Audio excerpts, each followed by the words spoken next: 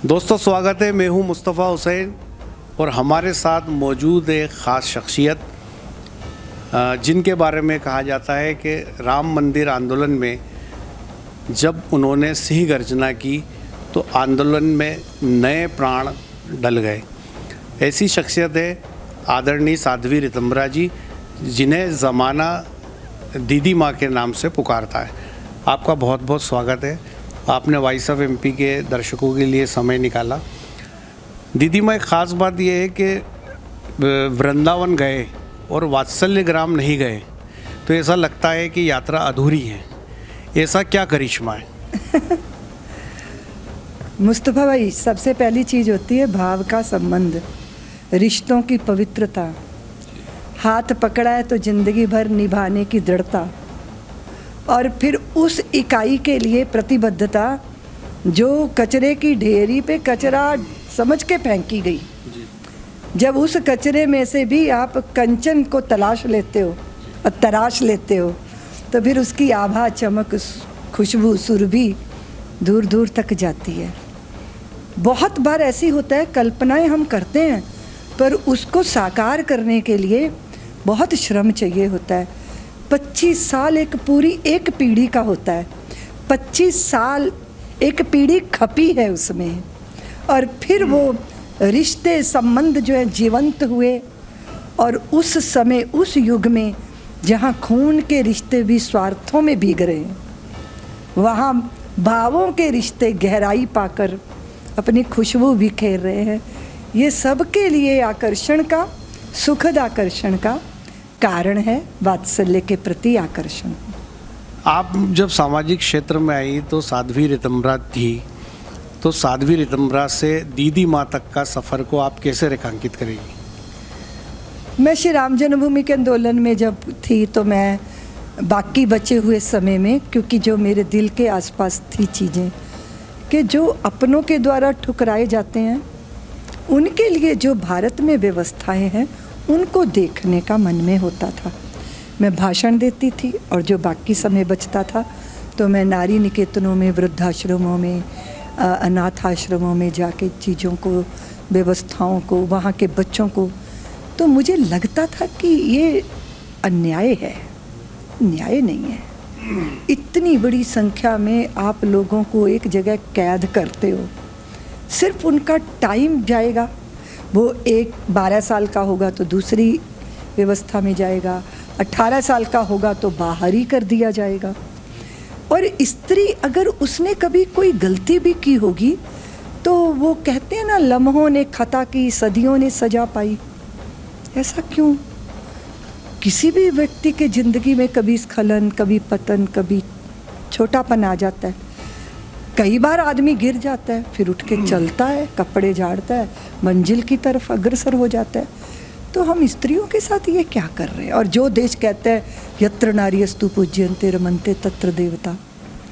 फिर दूसरी बात है कि इस देश ने श्रवण कुमार जैसे युवकों को देखा जिन्होंने बहंगी में अपने बूढ़े माँ बाप को बैठा के तीर्थ यात्रा कराई। तो ऐसे देश की ये कथा, कहानियाँ तो पुत्र की माता पिता के प्रति प्रतिबद्धता दर्शाती हैं, और वहीं हम भौतिकता के थपेड़े खा खा के इतना बोझिल हो गए कि माँ बाप भी बोझ लगने लगे। ये सारे प्रश्नों का उत्तर कहाँ है?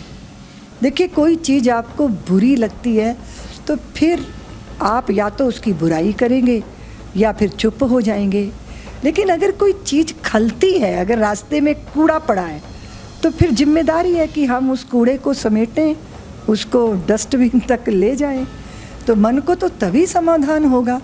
और हमारे ऊपर उस समय राजनीति में जाने का बहुत दबाव था, लेकिन हम अपने आप को पहचानते थे कि हम राजनीति के योग्य नहीं हैं। हमारी योग्यता ये है कि हम प्रेम दे सकते हैं, स्नेह दे सकते हैं, और हम उनको दे सकते हैं जो वंचित हैं उससे। बस फिर देखते ही देखते मेरे आसपास कुछ बच्चे एकत्रित हो गए। बच्चों ने मुझे दीदी माँ कहना शुरू कर दिया। पहले मैं उनकी दीदी थी, फिर उन्होंने मुझ में माँ को भी देख लिया, और पता ही नहीं चला मैं साध्वी रितंबरा से दीदी माँ कब बन गई। और मुझे ये कोई पदवी, कोई डिग्री किसी बड़े बड़े प्रतिष्ठितों ने दी हो, ऐसा तो है नहीं मुस्तफ़ा भाई। मेरे को तो माता पिता से वंचित बच्चों को जब मैंने अपने आंचल में समेटा, उन्होंने ही मुझ में दीदी भी देख ली, माँ भी देख ली।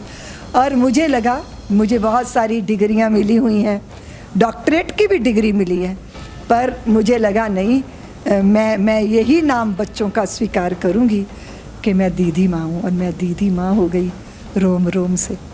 लेकिन दीदी माँ होना बहुत सुखद एहसास भी है भैया, लेकिन बहुत बड़ी जिम्मेदारी भी है। बहुत बड़ी बात बोली आपने। और आप भारत की एक ऐसी माँ है जिसकी सैकड़ों संतानें इस समय देश में परवान चढ़ रही। एक ख़ास बात और दीदी माँ के, आपने कहा कि कश्मीर फाइल की तरह राम मंदिर पे भी फिल्म बननी चाहिए, तो किस पक्ष को आप उसमें दिखाना चाहिए?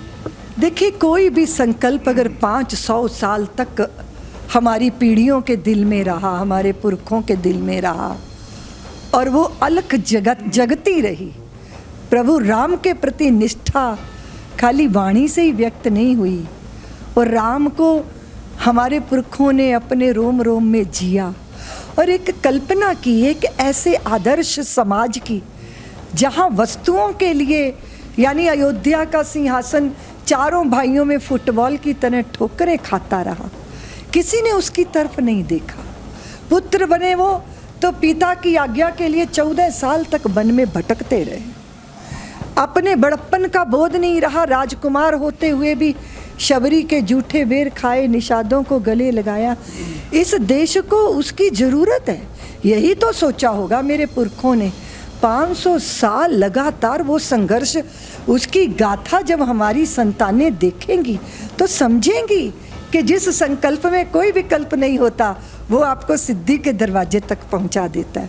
दूसरी बात, ये मंदिर भर का संघर्ष नहीं है, ये पूरी सृष्टि को राममय बना के सुख और शांति देने का, कि हम भौतिकता के लिए ना जिएं, जीना है तो रिश्तों के लिए, संबंधों के लिए, उत्तरदायित्वों के लिए। क्योंकि अधिकारों की प्यासी सत्ता कर्तव्यों को भूल गई, क्रूर कुर्सियां लोहू पी के खटमल जैसी फूल गई। हर व्यक्ति बात करता है अधिकार, मेरा अधिकार। अरे भैया, अधिकार बाद में आता है, पहले कर्तव्य होता है, और कर्तव्य निभाने वाला अधिकार अपने आप पा जाता है। चिंतन की ये दिशा होनी चाहिए ना। इसलिए राम जी जैसा होना, राम जी का होके जीना, ये संकल्प उन पुरखों के चित्त में रहा जिन्होंने 500 साल लगातार संघर्ष किया। इस दिशा में मैं सोच रही थी कि कोई भी श्रेष्ठ चीज़ आने वाली पीढ़ियों को सौंपी जानी चाहिए। तो क्या दीदी माँ आप इसके लिए कोई पहल करने वाली है क्या? हमने तो सबके चित्त में ये बीज डाला है, निश्चित रूप से अंकुरित होकर वो पुष्पित पल्लवित होगा। मैं तो इतनी सामर्थ्य नहीं रखती हूँ। एक बात और आप बार बार कहती है, वो अखंड भारत की बात कहती है, किस तरह की परिकल्पना है? देखिए, हमारी जो प्राकृतिक सीमाएं हैं मेरे देश की, आप देखो कि हिमालय की वो उत्ताल ऊंची चोटियाँ, सागर चरण पखारता हुआ, अप्राकृतिक सीमाओं ने हमारे इस पूरे क्षेत्र को भारी संकट में खड़ा किया हुआ है। लकीरें ही तो खींची थी अंग्रेजों ने हमारे नेताओं की लालसा की वजह से। लकीरें ही तो हैं वो।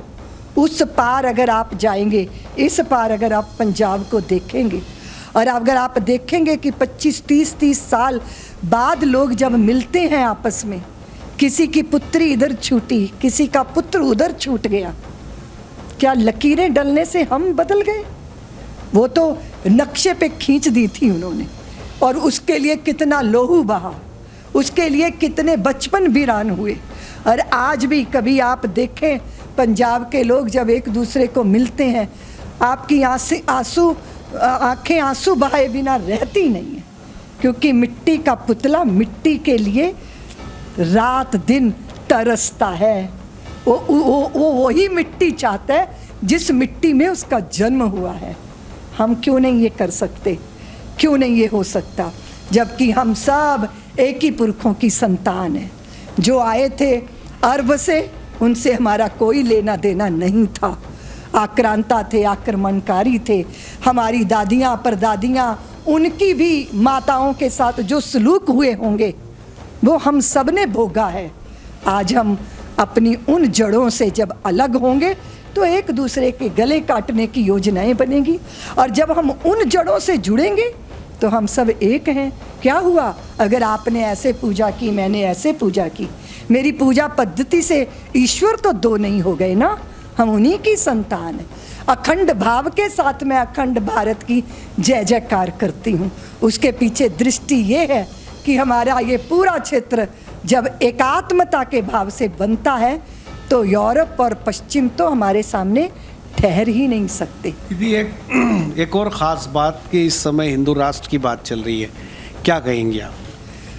इस समय हिंदू राष्ट्र की बात चल रही है, हम सबके रोम रोम में रमा ये विषय है। उसके पीछे दृष्टि ये है कि जब भी आप किसी ऐसी विचारधारा के साथ जुड़ते हैं जो जोड़ने वाली है, आपको पता है हमारे यहाँ पूजा में ना टूटा चावल भी नहीं चढ़ता, उसको अक्षत बोलते हैं। एक होना, साथ होना, एकात्मता के साथ होना, समरसता की बयार का बहना, जातीय विद्वेषों का दूर होना, मजहबी कट्टरता से मुक्त होना, और इस भाव के साथ कि एक ज्योत है सब दीपों में, सारे जग में नूर एक है, सच तो ये है इस दुनिया का हाकिम और हजूर एक है। इस भाव को प्रबल करने के लिए इस भाव और विचारधारा की रक्षा बहुत जरूरी है। इस भाव से दीदी माँ एक मिनट, एक दो सवाल दीदी माँ, एक दो बातें दीदी माँ, एक विषय आपके हनुमान जी की पूंछ की तरह सवाल बढ़। दीदी माँ एक आखिरी सवाल दीदी माँ, अजान को लेके इस समय भारत में एक डिबेट चल रहा है और राज ठाकरे ने कहा है कि हम हनुमान चालीसा करेंगे, क्या कहेंगे आप? देखिए मैं समझती हूँ ना खुदा बहरा है और ना हनुमान जी बहरे हैं, है ना। जब चारों तरफ आप प्रकृति का दृश्य देखोगे ना तो प्रकृति आपसे कुछ कह रही है, कुछ मांग रही है। वो कह रही है कि ना मेरा दूध तो पी लो, मैं तुम्हारी माँ हूँ, पर मेरी छाती का लहू मत पियो, अपनी अपनी सीमाओं में रहो, और अपनी सीमाएं हम निश्चित करें संवैधानिक व्यवस्था के साथ। इसीलिए भगवान की आराधना मेरे अपना व्यक्तिगत विषय है ना। अभी माइक गर्र गर्र करके प्रातःकाली मुझे सुनना है, आपको सुनाना है, मुझे सुनाना है, आपको सुनने का मन ही नहीं है, तो क्या है ये? अब वो बाकी चीज़ों में मैं नहीं जाऊंगी, नहीं तो फिर आपको मसाला खबर मिल जाएगी और मैं दूंगी नहीं आपको। यही निवेदन है मेरा कि जो चीज़ें हमारे चित्त में विद्वेष पैदा करें, हमें उससे मुक्त होना चाहिए। हम सबको मिलके अपने देश को, इसकी प्रकृति को, हमारे को न ध्वनि प्रदूषण चाहिए। अभी आप देखो धुआं कितना गंदा, नदियाँ नाली सब तो प्रदूषित हैं, अंतरिक्ष की शांति भंग है, और प्रार्थनाएं मौन होती हैं, और मौन प्रार्थनाएं चींटी के पगों के घुंघरू भी साहिब सुन लेता है, चिल्लाने की जरूरत नहीं है। शुक्रिया दीदी माँ। तो ये थी साध्वी ऋतंभरा जी, और वो इस समय नीमच के प्रवास पे है, और अभी हमारे साथ उन्होंने ख़ास बातचीत की और तमाम मुद्दों पे विस्तार से उन्होंने प्रकाश डाला। वो आज दिन भर नीमच में रहेगी, उसके बाद वे यहाँ से उनका अगला कार्यक्रम शुरू होगा। तो ये था अब तक का अपडेट। आगे के ऐसे तमाम अपडेट के लिए बने रहे हमारे साथ। जय हिंद, जय भारत।